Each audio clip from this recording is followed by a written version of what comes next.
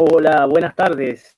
Siendo exactamente las 6 de la tarde aquí en Buenos Aires, les damos la bienvenida a este programa Hablemos a Profundidad. El día de hoy tenemos un tema maravilloso y un invitado especial para poder compartir justamente esta charla, esta entrevista que va a ser enriquecedora. Compártela en tu muro de Facebook, prepárate para poder disfrutar, ¿no?, de lo que podemos aprender. La vida nos da la posibilidad de seguir aprendiendo y este tiempo que nos permite estar en casa, a la gran mayoría de nosotros es una posibilidad para aprender. Así que gracias por sintonizarnos, gracias por separar tu tiempo para que en estos siguientes 40 minutos podamos disfrutar de la maravilla del aprendizaje. Así que ya estamos listos para empezar. Permítanme empezar en esta tarde citando al profesor del Seminario Teológico de Dallas, Dwight Pentecost. Pentecost dijo que a Dios, el arquitecto de las edades, le ha parecido bien hacernos partícipes de confianza respecto a su plan para el futuro y ha revelado su propósito y su programa en detalle en su palabra. En esta tarde vamos a hablar en profundidad sobre este programa de las edades de Dios. Para esto nos acompaña, como les decía, un invitado de lujo desde Perú, un invitado internacional en esta ocasión. Nos acompaña el pastor Guillermo Casalo. Guillermo Casalo es periodista, egresado de periodismo y ciencias de la comunicación, con 12 años de experiencia en diarios y medios radiales. Trabajó en uno de los diarios de mayor circulación del Perú, el diario El Comercio, encargándose durante 8 años en el suplemento dominical. Además, el pastor fue coordinador de noticieros de la mayor radio cristiana del Perú, Radio del Pacífico, donde tenemos muy lindas amistades. También podemos decir que el pastor recibió a Jesús como su Salvador hace 41 años. Es pastor oficial de la Alianza Cristiana y Misionera del Perú desde hace 30 años y se ha desempeñado como docente de diferentes seminarios e institutos bíblicos de la Alianza Cristiana y Misionera, de la Iglesia Pentecostal y de las Asambleas de Dios del Perú. Actualmente, Guillermo Casalo se desempeña como pastor titular de la Alianza Cristiana y Misionera en Cañete, a 146 kilómetros al sur de Lima, en Perú, donde se encuentra pastoreando desde hace 11 años. Así que, sin más preámbulo y siendo un lujo tenerlo como invitado, vamos a conectarnos con el pastor Guillermo Casalo. Guillermo Casalo, muy buenas tardes, gracias por estar con nosotros. Buenas tardes, Michael, un gusto saludarlos a toda tu audiencia, teleaudiencia, tanto de Argentina, buenas noches Argentina, al Perú, buenas tardes Perú, estamos todavía a las 4 de la tarde. Muchas gracias, Guillermo, por acompañarnos y a nuestros hermanos que desde Perú nos acompañan, los que nos acompañan desde Colombia, México, Chile, Bolivia, Estados Unidos y otras latitudes. Gracias por estar en cada una de estas transmisiones. Guillermo, vamos a hablar a profundidad sobre escatología. Permíteme empezar citando al doctor John Walvoord, que dijo así: la escatología bíblica es la viga de corona, es decir, la parte más alta y final del muro de la teología sistemática. No solo es clímax, término y consumación del estudio teológico, sino que la presentación de la escatología es la demostración suprema de la habilidad teológica. Habiendo dicho esto, te pregunto, ¿no? ¿Qué tiempo escatológico estamos viviendo? Bien, para hablar de un tiempo escatológico tenemos que irnos a la palabra de Dios. Tenemos que partir de ese principio. Y quiero partir de 1 Tesalonicenses, el capítulo 4, donde nos habla acerca de eso justamente. Cuando dice en el verso 13, tampoco queremos, hermanos, que ignoréis acerca de los que duermen, para que no se entristezcáis como los otros que no tienen esperanza. Porque si creemos que Jesús murió y resucitó, así también traerá Dios con Jesús a los que durmieron en él. Por lo cual os decimos esto en palabra del Señor, que nosotros que vivimos, que habremos quedado hasta la venida del Señor, no precederemos a los que durmieron, porque el Señor mismo, con voz de mando, con voz de arcángel y con trompeta de Dios, descenderá del cielo, y los muertos en Cristo resucitarán primero. Esta carta fue escrita, es la primera carta escrita del Nuevo Testamento, primera carta dirigida a una iglesia. Hasta antes de esta carta no había ninguna carta escrita ni ningún evangelio escrito. Se data esta carta aproximadamente en el año 50 después de Cristo.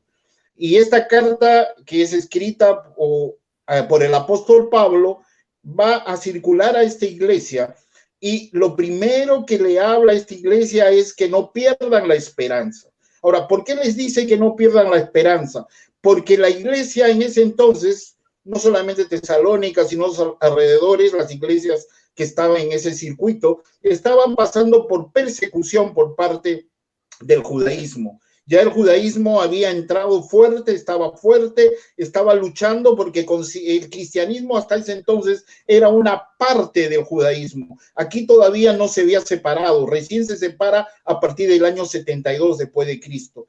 Entonces, les habla Pablo a cristianos judíos y les habla de tiempos, y es interesante lo que sigue cuando dice, y verso 5, perdón, verso 5, pero acerca de los tiempos y de las ocasiones no tenéis necesidad, hermano, que yo escriba, porque vosotros sabéis perfectamente que el día del Señor vendrá así como ladrón en la noche, y que cuando digan paz y seguridad, entonces vendrá sobre ellos destrucción repentina, como los dolores de la mujer encinta, y no escaparán.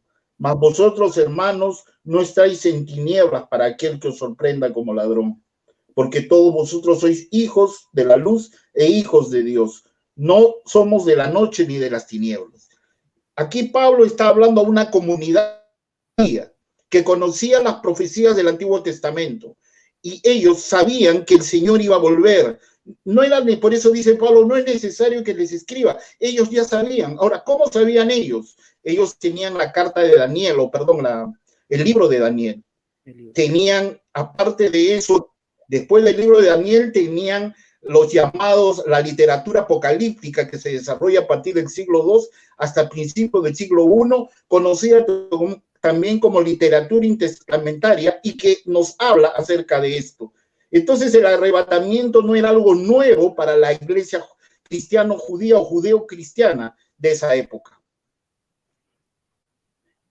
Interesante ver este panorama histórico, porque muchos como que desconocen el contexto histórico, ¿no? Tal vez puedo aprovechar esto para volver a citar a Pentecos. Él dice, ¿no?, en su libro sobre escatología, que Dios ha revelado su propósito y su programa en detalle en su palabra. ¿Por qué las personas, ¿no?, nuestros oyentes, por qué las personas pueden confiar en lo que la Biblia dice sobre el futuro, este futuro escatológico del que tú nos estás hablando? Porque estamos basándonos en la palabra de Dios, estamos basándonos en el consejo de Dios. Y es por eso que todo el consejo de Dios tiene que tomarse como un todo, no por partes o no sesgadamente.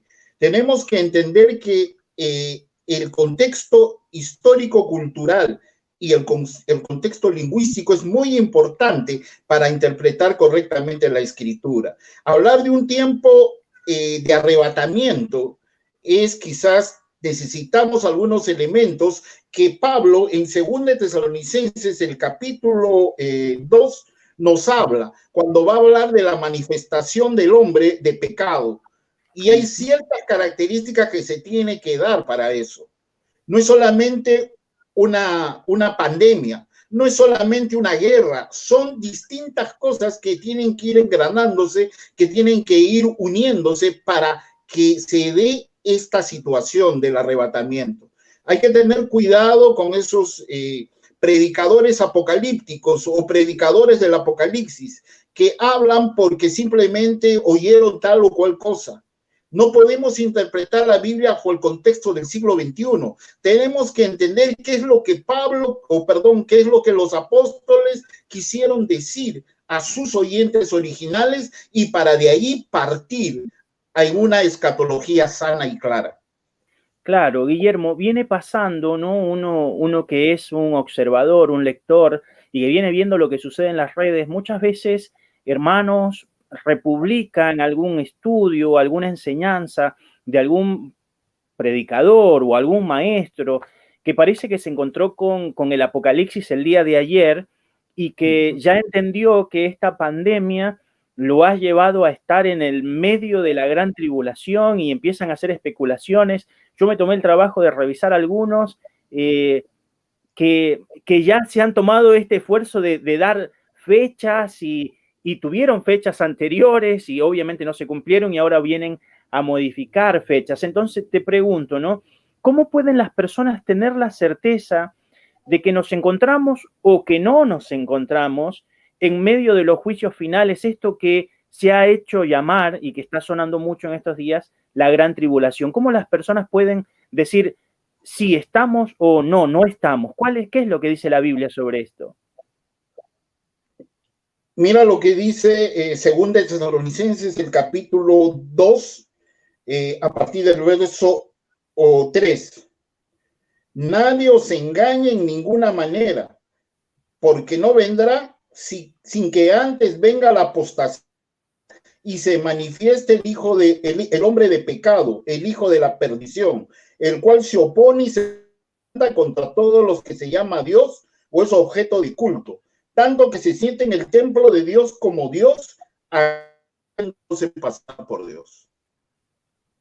La pregunta es, ¿está ya el hombre de pecado sentado en el trono de Dios? ¿Está el hombre de pecado, el dictador supremo a cargo? Todavía no. Falta cumplir varias cosas todavía.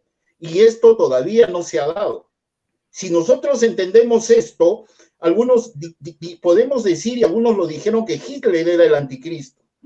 Ahora, ¿por qué era el anticristo? ¿Por qué dijeron que era el anticristo? Y es interesante analizar que la historia, los judíos no la ven como la vemos nosotros. Nosotros hemos heredado el patrón griego, donde todo tiene un inicio y tiene un fin. La historia judía o el pensamiento judío, el devenir judío es cíclico, se van repitiendo las cosas, o sea, tiene que haber una consecución aquí. Y este hijo de pecado tiene que estar entronizado y dar seguridad a un mundo que está en tinieblas, a un mundo que está perdido. Y ya las condiciones están dadas, pero falta esa señal todavía.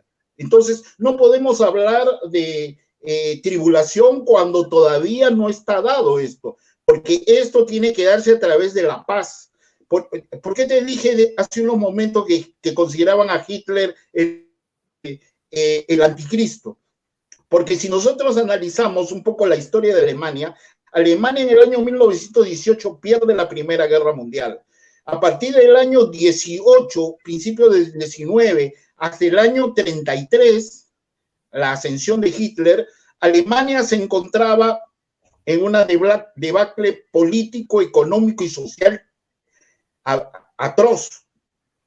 La inflación era galopante, no había estabilidad política. Por otro lado, se crea lo que se llama el Imperio Alemán, pero en realidad la historia lo reconoce como la República de Weimar, entre el año 1919 y 1933. ¿Qué ocurrió en esa república? Hubo robos, corrupción política a todo nivel, y es más, tengo fotos de esa época en la República de Weimar donde los hombres se tomaban fotos con sus parejas y las mujeres también. O sea, se estaba dando toda la debacle moral dentro de esta república y esto llevó como consecuencia a un derrumbe total de lo que se conoció como el Imperio Alemán o la República de Weimar. Llega Hitler y Hitler con su propaganda, con su oratoria, logra convencer al pueblo alemán y ya sabemos cómo terminó todo eso. Claro que sí, es interesante, no vuelvo a decir, tener una idea del panorama histórico y de la correcta forma de interpretar la escritura, no desde nuestra mirada griega, ¿no? Sino desde la forma en que los hebreos, los judíos interpretaron la escritura, cambia completamente la idea de la forma en la que estamos interpretando. Vos decías muy bien que tiene que visualizarse, ¿no? Esta imagen de este dictador mundial, ¿no? En este pacto que se tiene que hacer en esta Roma restaurada, ¿no? En este dominio de 10 naciones que todavía no existe. ¿Por qué crees, Guillermo, que hoy muchos empiezan a hablar de gran tribulación, siendo que no está pasando esto? ¿Cuál es su punto de interpretación? Simplemente no lo entiendo. Mira, yo hasta donde puedo vislumbrar, esto se conoce como la teología del caos. A lo largo de la historia siempre ha habido una teología de la gracia, ha habido una teología de la profética, y ahora estamos pasando esta etapa conocida como la teología del caos. Es un tiempo en el cual las naciones están desesperadas, el mundo está desesperado y está buscando a qué clavo agarrarse, o un clavo ardiendo, aunque sea. La cosa es que están buscando respuestas. La literatura apocalíptica en general, y no solo hablo del Apocalipsis ni del libro de Daniel, es una literatura de restauración. Es una ruptura de esperanza en medio de la crisis. Y ahora estamos viviendo una crisis o varias crisis y estamos buscando esperanza a través de la palabra de Dios. Y muchos buscan a través de la palabra de Dios la esperanza, que eso es bueno. El problema está cuando interpretamos esa esperanza de acuerdo a nuestro parecer o nuestro sentir, sin tener en cuenta los contextos históricos, culturales y lingüísticos de la palabra de Dios. Claro que sí. Te pregunto entonces, Guillermo, ¿cuál debería ser la actitud de las personas ante estos últimos acontecimientos? Entiéndase, ¿no? Estamos pasando ya hace un buen tiempo distintos cambios climáticos, cambios en la geopolítica mundial, cambios en el mundo financiero.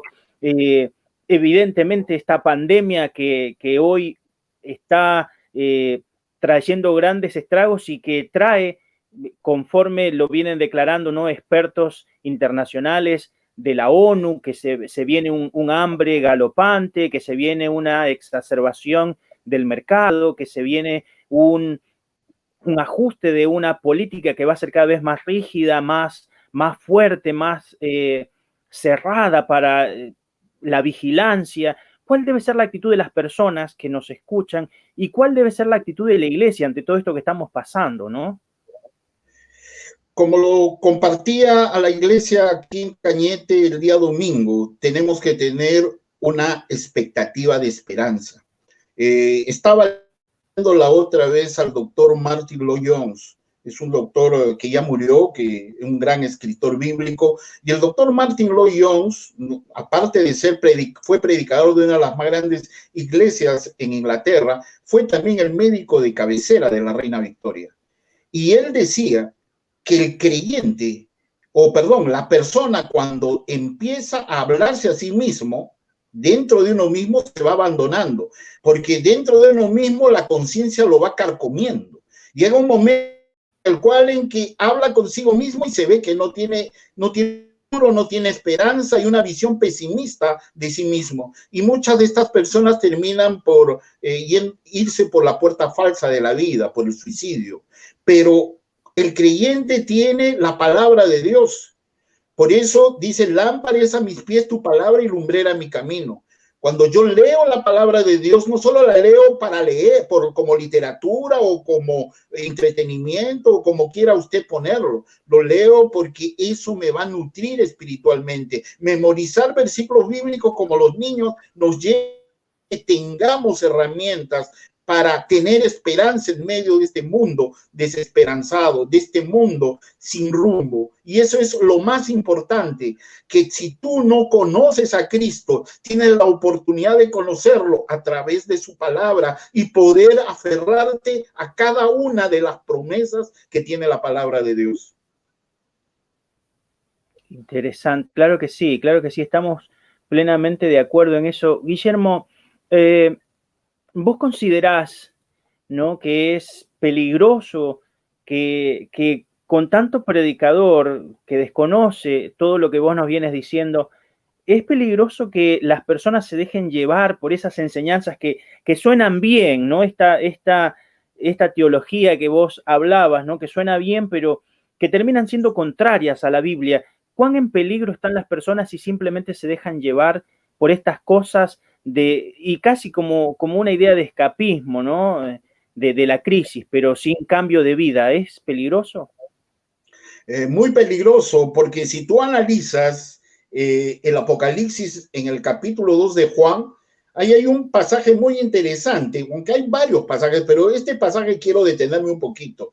Cuando el Señor le habla a la iglesia de Tiatira. ¿Qué había en esta iglesia? En el capítulo 2, verso del 18 al 29. No voy a leerlo porque sería muy largo, solamente lo voy a explicar y ustedes lo leen ya en su casa. Esta iglesia se caracterizaba por tener una mujer, una profetisa, a la cual el Señor le llama Jezabel. ¿Y quién era Jezabel? Jezabel fue una mujer pagana que se casó con un rey israelita, el rey Acab, y hizo que toda la nación finalmente pecara contra Dios y destruyera finalmente el llamado reino del norte y por los asirios. El Señor hizo que esto desapareciese. Pero aquí hay algo muy interesante que el Señor le dice a la iglesia de Tiatira, que tiene entre los que dirigen la iglesia a una Jezabel. Ahora, aquí no quiero irme a decir que era mujer o algo por el estilo. Cuando hablamos de esto, estamos hablando de una mujer que profetiza. Y dice aquí que profetiza y que hace caer a la iglesia en adulterio, adultera y fornica, dice. Entonces, cuando se habla de adulterar y fornicar, en el contexto bíblico hebreo, adulterar y fornicar no está hablando necesariamente de tener relaciones sexuales, está hablando de irse tras otros dioses. ¿Y qué cosa hacía Jezabel? Jezabel le decía, muy bien, tú eres creyente, tú eres un hijo de Dios, pero sigue al imperio, adora también al emperador. Anda, estate con un pie en la iglesia y con otro pie, o estate con un pie con Dios, con Cristo, y con otro pie con el mundo. Y ese es el problema de las iglesias de este tipo. Están con un pie en las cosas de Dios, pero con el otro pie en el mundo. Y es por eso también el Señor les llama la atención a las otras iglesias cuando les habla de los nicolaitas, que son otra vertiente, o la doctrina de Balaam, gente que justamente por la plata, por el dinero, vende su sacerdocio.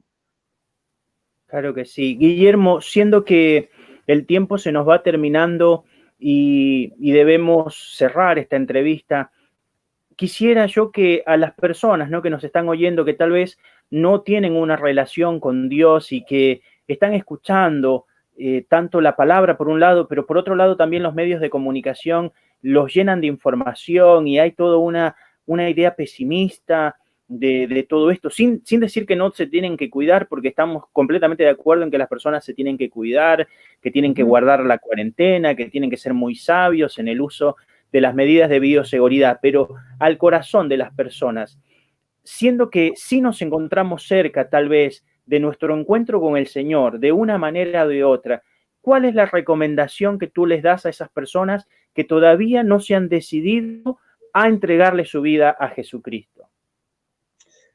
El tiempo o los tiempos no sabemos. El Señor tiene un tiempo para cada persona y este es el tiempo. Como dice 2 Corintios 6:9, hoy es el día de salvación. Tú tienes la oportunidad de poder acercarte a Dios mientras tienes vida y esperanza. Mientras estás respirando, tienes la oportunidad de acercarte a Dios en la persona de Jesucristo. Jesucristo ha dicho, yo soy el camino, la verdad y la vida. Nadie viene al Padre si no es por mí. Y Timoteo 2:5 va a decir que Él es el único medio por el cual nosotros podemos llegar a Dios. El único mediador entre Dios y los hombres, Jesucristo encarnado y crucificado y resucitado. Guillermo, siempre tan claro en tu exposición. Quiero tomarme este minuto para agradecerte la disposición, el servicio, la claridad para acompañarnos en esta tarde, comentarle, ¿no?, a nuestra audiencia el gran cariño que te tengo. Nos conocemos hace muchos años. Vos fuiste profesor mío del Instituto Bíblico cuando yo tenía 16 años así que nos conocemos hace más de 20 años y estoy muy agradecido por tu vida, has sido de gran inspiración y de bendición para mi vida y lo eres todavía, así que te agradezco muchísimo. Unas palabras de despedida para nuestra audiencia, Guillermo, son todos tuyos para compartir. Gracias, Michael. Muchísimas gracias. Para mí es un gozo ver que estás creciendo espiritualmente, que ese niño, ese joven que indeciso que conocí, ahora es un hombre conciso y macizo en el Señor. Que Dios te bendiga y guarde tu ministerio, guarde la iglesia donde estás pastoreando y si no nos vemos en este mundo, nos veremos en la presencia de Dios. Que Dios te bendiga y buenas tardes a todos. Muchas gracias, Guillermo. Guillermo, una pregunta final. ¿Cómo te pueden ubicar en las redes sociales los que puedan querer escuchar tus sermones que transmiten desde la Iglesia Alianza Cristiana y Misionera en Cañete? ¿Cómo te ubican? A través del Facebook como Iglesia Alianza Cristiana y Misionera de Cañete. Iglesia Alianza Cristiana y Misionera, entonces saben, pueden buscar ahí a Guillermo Casalo de Cañete, si pueden buscar ahí al pastor. Ahí en Facebook lo pueden encontrar la señal todos los días, transmitimos de las 4 de la tarde, hora de Lima, hora peruana. Muy bien, entonces seguramente se van a estar contactando contigo, Guillermo. Una vez más, un placer, gracias por habernos acompañado, que tengas muy, pero muy bendecida tarde. Gracias a ti, un abrazo bien grande a ti, a tu esposa, a tu hijo, y que Dios los bendiga, como también a la congregación allá en Argentina. Muchas gracias, Guillermo, hasta luego. Hasta luego. Muy bien, bueno, vamos a despedirnos entonces de Guillermo Casalo.